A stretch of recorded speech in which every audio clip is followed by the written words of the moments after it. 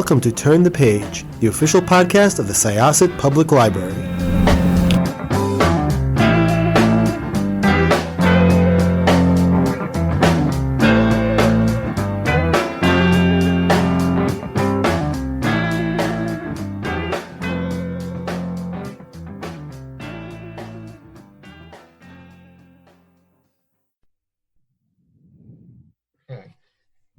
Hello, everybody. This is Barney Leventino. Welcome to the latest chapter of Turn the Page, the Syosset Library podcast. I'm very happy to welcome today our guest, author J. Todd Scott. Todd, welcome. Thank you. Thanks for having me. It's a pleasure to have you. I finished up your new book, Lost River, yesterday, as a matter of fact, and I thoroughly enjoyed it. And I read a lot of mysteries. I read a lot of thrillers, and this one works on that level, just as a straight mystery thriller story, cop story, if you would. It's an exciting story. It's good, but there's a really significant message in the book as well. The subject matter it hits on the opioid crisis. How did you come to focus on that for this latest book? Well, it had been something that had been on my mind for a while. I'm originally from Kentucky. Earlier in my DEA career, I had the unfortunate opportunity to work a few kind of pill mill pain clinic cases. This was, many years ago, before the opioid crisis became what it is now. And when I started Lost River, I was actually working in another state, and we were doing these opioid overdose cases, something that's a little unusual for DEA. We typically don't start our cases at the overdose death, but that's what these were. And we were trying to work our way up to, the criminals, the source of supply for these overdoses. And as I got involved in these cases, it got involved with the families, because oftentimes these cases require you to deal with the family. Because they have the most knowledge about who the individual was dealing with, on a day in, day out basis. So I was working on those cases. I had this history prior, and, I had some characters in my head that I wanted to explore, and then they all kind of came together in Lost River. You talk about the characters. They all are, they're interesting. They bring a unique perspective to the story, and I like the way you paced it. The story takes place, for our listeners, over a course of 24-hour period. Right. And it comes at it from the victims of the overdoses, the people who are treating the victims, and the investigators who are trying to solve this this issue of a rash of overdoses that are taking over this small town. And the impact of these drugs, they affect every single character in the story. Right. And they also affect, if you look at the town as a living entity, you can see the impact of the drugs and the whole drug culture specifically on the town, and how it actually really causes the death of a town in a sense. Right. And my stories often deal with collateral damage. I'm fascinated by the fallout of people's actions and their failures and their mistakes. And in Lost River, I think you hit it right on the head. The town of Angel, Kentucky, my fictional town, is a character in and of itself. And what's going on over the course of that 24 hours is what's been going on in Angel for 24 years. It's the kind of the slow death of a town. Opportunities have gone away. The economy is not what it used to be, and yet you have people who are trapped there, who don't have a lot of easy choices or chances or ways to escape. And that leaves a place like that. It's fertile soil for the corruption that the book kind of talks about, and then also these kind of deaths of despair that are emblematic of the opioid crisis. So, opioids and substance abuse disorder and stuff like that, those are a way of escapes for people who oftentimes don't have an escape at all. And that's kind of what I wanted to represent in Angel and in the book as a whole. and I wanted to come at it from different angles. The book kind of has this unique structure. It's kind of like a baton. It gets passed off over a 24-hour period between all of these characters. But I wanted to kind of come at it from different angles and show it at different levels, right? Each character's facing this problem, as the town is, at a different point in their life and at a different perspective. And I wanted to put all that on the page and see how it worked out.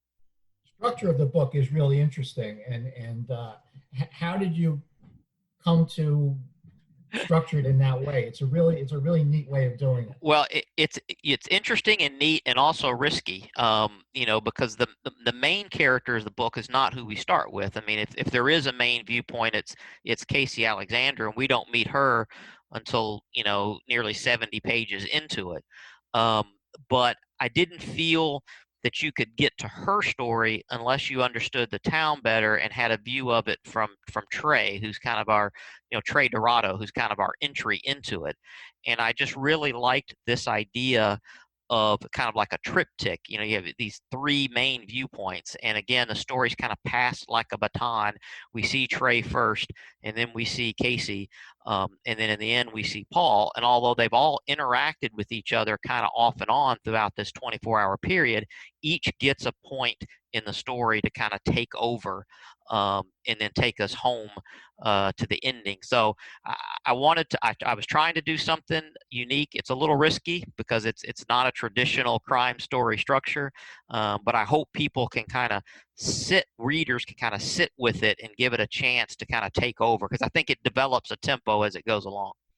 As a reader and as a reviewer right now, I will encourage our readers to definitely stick with it. I kind of look at the structure as these threads that each of the represented by each of these primary characters, and eventually those threads come together in something of a knot, right?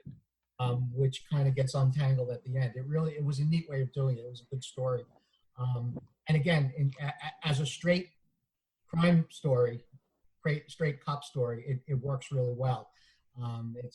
It's paced well. It was good to read, and I learned a whole lot that I did not know about the opioid crisis, the underlying drug culture. And a lot of times we think about these issues in terms of being really urban kind of problems, but your setting is rural Kentucky, and you can see again how this really just permeates the entire town. Right. And there's a lot of books, great crime novels every year that are written about Los Angeles and New York and Chicago. And I have traditionally stayed away from that. I'm fascinated by the dynamics of rural towns. I was born in a very rural place. I think they are ripe for these kind of interesting insular stories.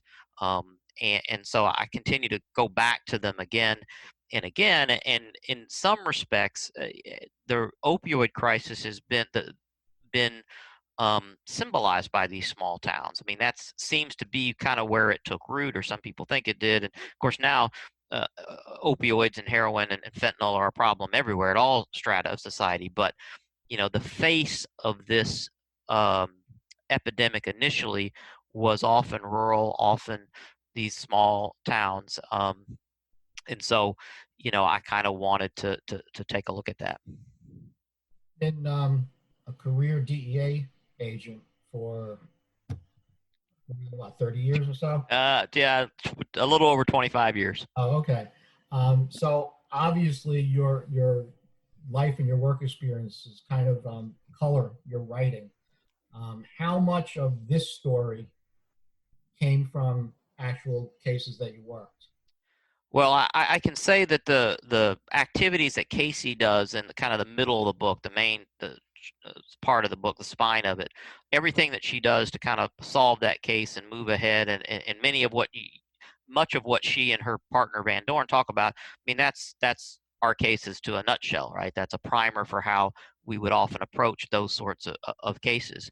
I stress whenever I do these kind of talks and stuff that these books aren't about my career, but you can't write these crime novels that I do and not have the DNA of my career kind of be all over them, the fingerprints of my career. So I have done pretty much everything that Casey has done in this book. And when I have worked these overdose investigations, um, the experiences of dealing with families, of dealing with victims, of dealing with people like the Glassers, who kind of are our main, antagonists in the story.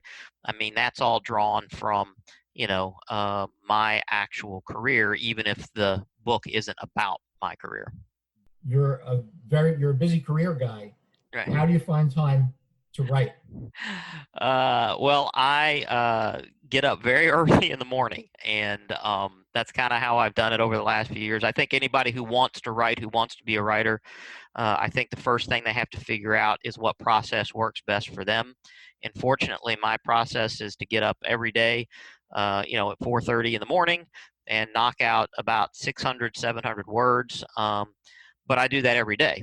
And you'd be surprised at how much of a novel you can get done at that pace if you just do it consistently. And so I get up in the morning, I get my word count done, then I go do my job all day, and then get up the next morning and do it again. So those couple hours that I get in the morning before the day takes over, before my regular day job takes over, are precious and important to me. But that's how I get them done. And it's not magic. It's just it's a lot of work and juggling. This is your fourth novel. That's right. And what's coming down the road? Anything? Well, yeah, I'm working on a novel right now, and so I've done the Big Bend Trilogy, which I'm very happy with, and I have a fourth and fifth book in mind for those. I haven't quite pulled the trigger on them yet. I really enjoyed writing Lost River, and now I'm kind of working on something a little bit different, a little bit outside the pure crime genre that I've worked on. I wanted to take a stab at something a little bit different, and we'll see how it comes together. I'm in the early stages of it right now, and if it's not any good, I'll toss it back in the drawer and go back to to what I've been doing. But we'll see how it comes together. You mentioned the Big Bend Trilogy. For our readers and our listeners, all of the books are available at Syosset Library. The Big Bend Trilogy is The Far Empty, The High White Sun, and This Side of Night. Right. I actually have just begun The Far Empty. I said, this book was great. I'm going to go back to the beginning and go through them. So if anybody's looking to check them out right now, I have them. They'll be back in about a week, but I have them right now, and I recommend them definitely. Let's go back to the beginning and see where it goes. Do you think we'll be seeing more of Casey down the road? That's ultimately, as I've learned in this business, that's for readers to decide. I think she's a fascinating character. The book has already been optioned, which is where Hollywood has picked it up. I think some people think she would be a pretty interesting character to focus on, perhaps in a limited series or mini series. I've learned again already in this business that you can't put a lot of stock in that stuff, but the fact that it got picked up even before it was published, I think is great. So if Lost River does well and the stars align, I'd be happy to write more about Casey. I have a lot of files that I keep of the next story ideas, the next character ideas, and I know the next Casey book if I were to write it. Just from one reader, I would encourage you to write it. She's definitely she's an interesting character, and I think I'd like to see more. Her whole backstory is kind of interesting as well. It tells you a lot about her, and it raises a lot of questions that I'd like to learn about down the road. The book is Lost River. It is a fascinating look at a really, really horrible problem that is really runs across geographic lines as well. Here, I'm sitting here in Suffolk County. Back in about 2011, we had a pharmacy robbery go bad, which ended up in I think 4 or 5 people shot and killed, and so this problem is out there. It's rampant. It's dangerous. It's something we need to address. And I don't want to sound like the book is preachy. It absolutely is not. It addresses the issues but it does it in a really, really interesting and fascinating way. So I recommend it. Thank you. Todd, thank you so much for joining us. It's my pleasure. Again, I'm looking forward to seeing more of these characters, and I'm going to get straight back into The Far Empty and read the whole Big Bend trilogy. So All right. I'm looking forward to that. Thanks for joining us. Hope my to speak pleasure. to you again down the road. All right. Take care. All the best. Bye-bye. Bye. It's time to close this chapter of Turn the Page. Join us for the next episode.